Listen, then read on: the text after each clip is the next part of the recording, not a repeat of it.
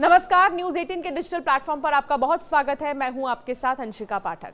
रूस यूक्रेन के बीच का मामला सुलझने की बजाय और उलझता जा रहा है। अब रूसी अधिकारियों ने दावा यह किया है कि उन्होंने मंगलवार देर रात और बुधवार की सुबह एक बड़े यूक्रेनी ड्रोन हमले का मुकाबला किया। इसकी वजह से कम 2 मॉस्को हवाई अड्डों को उन्होंने निलंबित करने के लिए मजबूर होना पड़ा।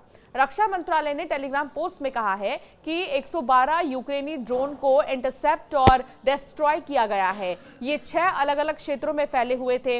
मॉस्को के मेयर सार्गेई ने टेलीग्राम पर कहा है कि रूसी राजधानी की ओर बढ़ रहे 12 ड्रोन को मार गिराया गया।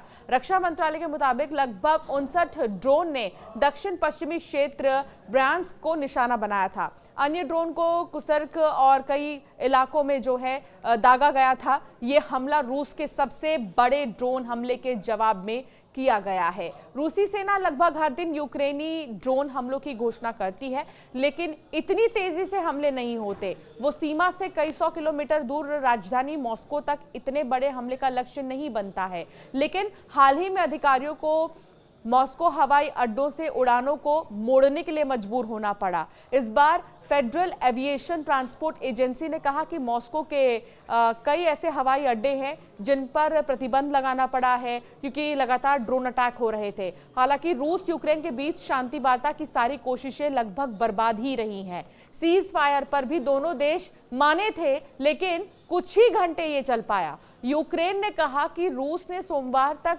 3 दिनों में 900 से ज्यादा ड्रोन लॉन्च किए। रविवार को हुए हमलों में 13 नागरिक मारे गए, जिनमें 3 बच्चे भी शामिल थे। इस पूरे मामले में अमेरिकी राष्ट्रपति ने कई बार कोशिश की, लेकिन पुतिन के आगे उनकी एक नहीं चली। ना तो बात शांति वार्ता पर बनी और ना ही सीज फायर पर। ऐसे में डोनाल्ड ट्रंप ने अब रूस पर और प्रतिबंध लगाने और यूक्रेन को हमले में छूट देने के बारे में भी धमकी दी है। हालांकि इस पर अब तक कोई कार्रवाई नहीं हुई, लेकिन अगर ऐसा हुआ, ये युद्ध और भीषण रूप ले सकता है।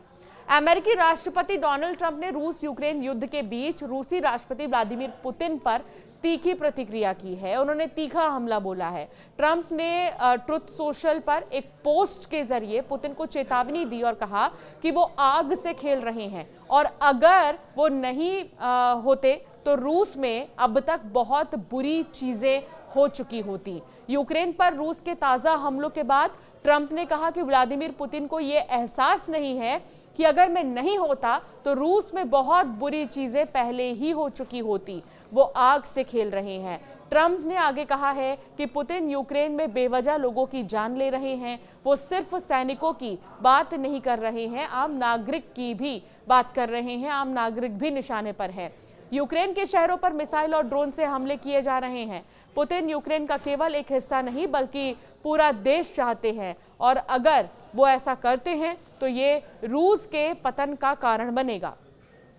आपको बता दें कि इस बीच यूक्रेन की वायुसेना ने बताया है कि सोमवार रात से मंगलवार सुबह तक रूस ने यूक्रेन पर 60 ड्रोन दागे हैं। रूस के रक्षा मंत्रालय के अनुसार उनके सुरक्षा बलों ने 7 रूसी क्षेत्रों में 99 यूक्रेनी ड्रोन को मार गिराया। रिपोर्ट्स के अनुसार शुक्रवार से रविवार के बीच रूस ने लगभग 900 ड्रोन यूक्रेन पर दागे, जिसमें रविवार रात को किए गए अब तक के सबसे बड़े हमले 355 ड्रोन शामिल थे।